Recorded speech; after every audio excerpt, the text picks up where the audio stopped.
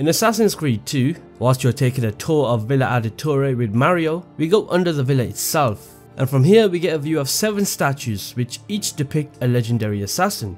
Have you ever been curious about the identities and the lore behind these assassins? Well, that's exactly what I'll be explaining in this video. I'll be delving into the importance of each assassin statue located beneath Villa Auditore.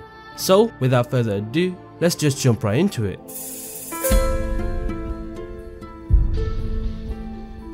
Starting off with the first assassin statue all the way to the left, and that is Qulan Gal. Now, the history of Qulan Gal is one of the more interesting ones in the Assassin's Creed franchise. Qulan Gal was a very prestigious and recognized member of the Mongolian Brotherhood of Assassins. He pretty much gained his fame as one of the most skilled archers, and his prowess with a bow eventually became recognized by the Order. The most recognizable achievement that Qulan Gal did came in the form of being a main person involved for the death of the renowned Mongol Empire ruler Genghis Khan. You see, it goes all the way back to 1217 to 1227, and it even involves characters that we know of.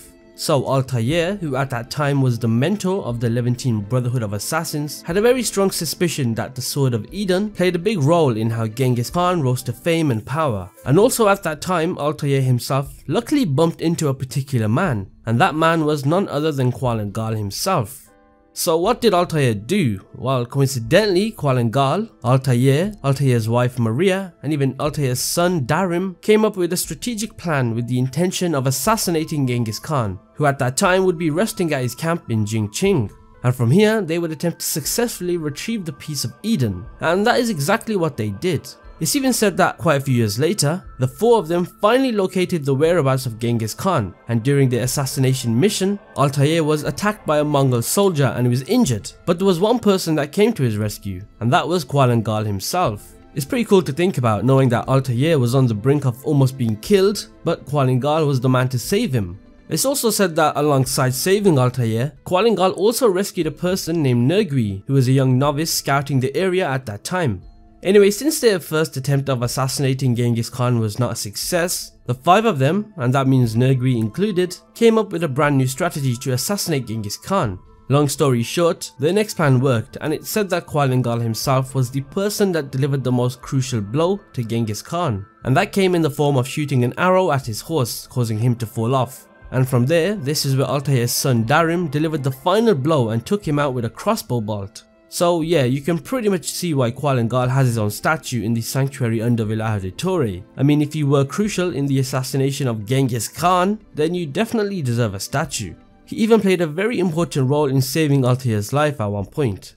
I often wonder, imagine we had a fully fledged Assassin's Creed game that focused on Qulan Gal as an assassin because he was so crucial in many events throughout the years. Imagine seeing the whole story of Genghis Khan's assassination fully realized. Ubisoft could definitely expand this storyline further, as it would not only delve into Qulan Gal and his heroics, but also sheds a lot more light on the actions of Altair, Maria and Darius during their time in Mongolia. The amount of history that Ubisoft could tell is mind-blowing. You see, this potential game could be set from 1206 to 1279, and during that time, it involved one of the largest empires in history. The second statue that we can see is the famous assassin known as Darius. Now, a lot of you may already recognize Darius and who he is. I say this because he's actually shown throughout the Assassin's Creed Odyssey Legacy of the First Blade DLC. So Darius, or Artabanus as his other name suggests, was the Persian assassin of King Xerxes I.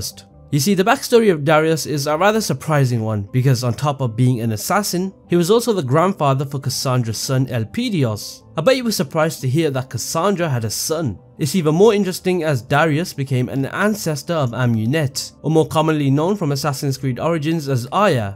Darius' story is a very fascinating one. You see, before the Hidden Ones were even a thing, we had some quote-unquote assassins such as Wei Yu and Iltani, who I'll talk about more later in this video. And yet it's Darius who's actually the very first person to ever wield the Hidden Blades, which later became the signature weapon of the assassins. Darius was an assassin with quite a lot of events to his name. The most noticeable and the most iconic was the assassination of Xerxes I. It starts off during the 5th century with, at that time, the Order of Ancients supported the rise and the rule of Darius I and Xerxes I. Oh, and the Darius I I'm referring to is not the Darius assassin that I'm talking about. It can get a bit confusing, so from this point on, I'll refer to the statue of Darius as Darius the Assassin, so you don't get confused. Anyway, Darius the Assassin was instrumental in the assassination of Xerxes I. You see, Darius the Assassin was a person that followed Xerxes closely and even found himself traveling in his entourage. It was during this time that Darius the Assassin's fellow freedom fighters initiated an attack to divert the king's guards, and then with Xerxes I vulnerable, Darius the Assassin seized the opportunity using the hidden blade to deliver the fatal strike in August 465 BCE. What's fascinating to know is that this marked the first documented use of the iconic weapon being the hidden blade. There's a lot more information regarding Darius that can be shown in Legacy of the First Blade DLC. That's why I recommend you play the DLC if you haven't. It's a rather interesting one, and it delves into the lore of Darius as well as those around him. I actually made a video talking about the time periods I like to see, and one of them was the Achaemenid Empire. This all relates because Darius was involved during the rise and fall of this era, and he played such an instrumental part. So just like Qulan Gal, I would definitely want an Assassin's Creed game set during this time. There's just so much to explore. Moving on to the third statue under Villa Auditore, we now have the legendary assassin known as Wei Yu.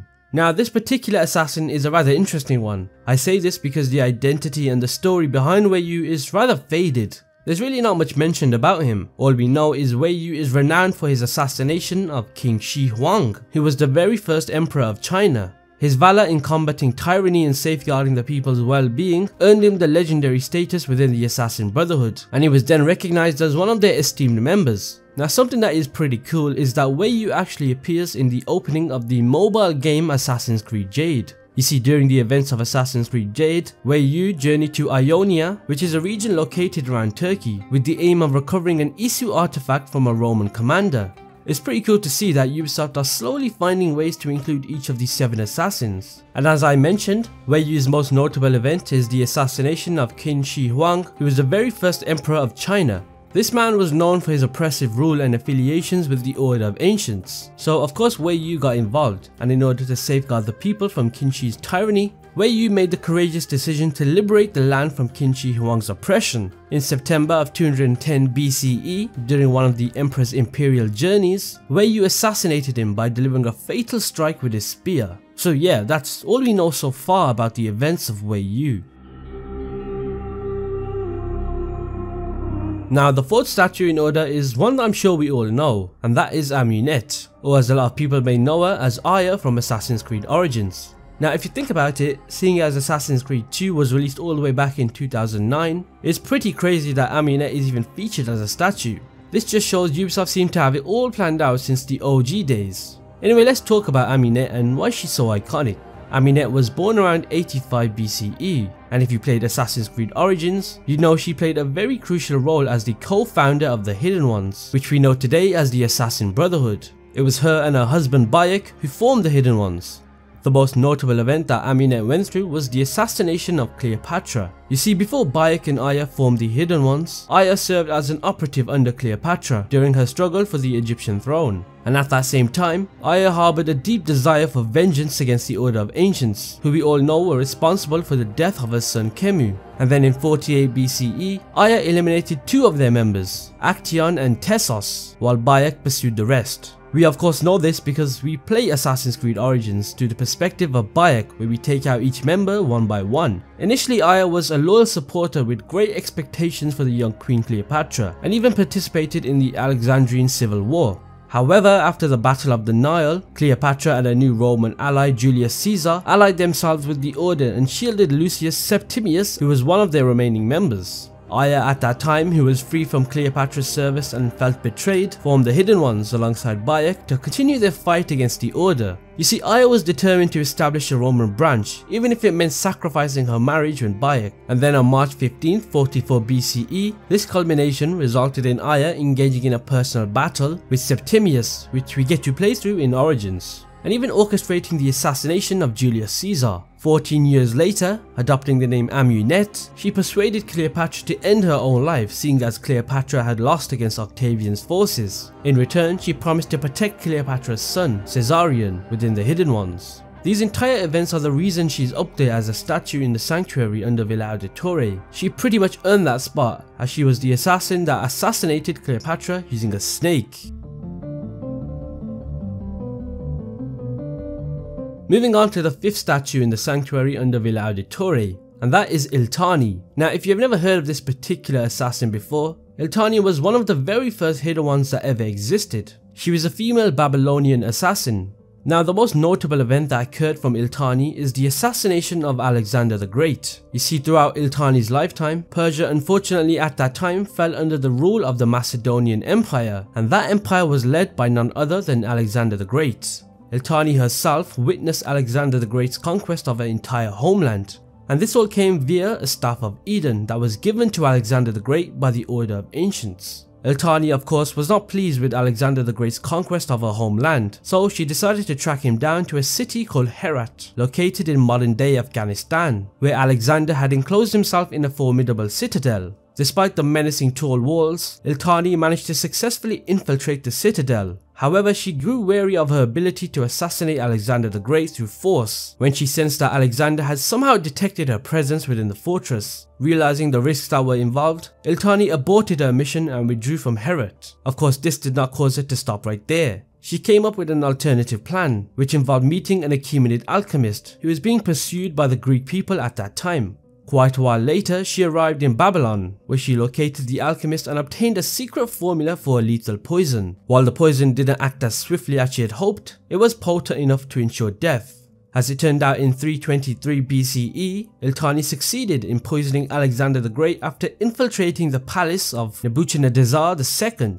Due to the slow-acting nature of the poison, Alexander's health deteriorated over several days until his actual demise. Now, this is what I think a mainline Assassin's Creed game can be created from this. Iltani has such an interesting story, and it would definitely make for a very captivating narrative for an Assassin's Creed game. The assassination of Alexander the Great will of course be the main focus, and it could most definitely align with the framework of an Assassin's Creed game. As the story of this potential Assassin's Creed game unfolds, Iltani's assassin brotherhood could work towards destabilizing the conquered territories of the Achaemenid Empire. Additionally, interactions with other iconic generals who opposed Alexander and, in some instances, attempted to assassinate him could add depth to the narrative. Furthermore, the game could even incorporate references to the assassin order that Amunet established in Rome, or even explore Iltani's notes, which were later discovered by the future assassin Arbaz Mir in India.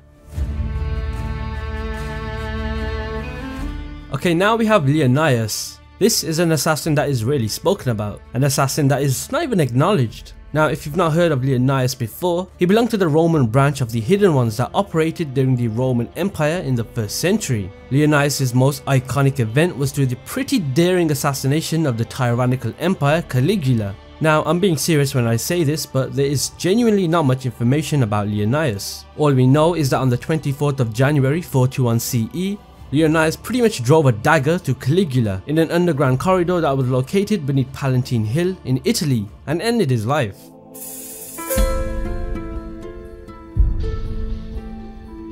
Okay, now lastly, we have one of the most iconic assassins in Assassin's Creed, and that is Altair ibn La'ahd. Now, what more do I even need to say about Altair? He was a member of the Levantine Brotherhood of Assassins and served as their mentor from 1191 until his death in 1257. In the original Assassin's Creed game, we discover that Altair's ascent within his assassin brotherhood in Masyaf is astonishingly rapid. He becomes one of the youngest master assassins ever, but his exceptional abilities are overshadowed by his overconfidence and brash demeanor. After a grave error in judgment, he's demoted to the lowest rank within the assassin brotherhood, and then is tasked with the daunting mission to redeem himself. Assassinate 9 key figures within the Templar Order operating in the Holy Land.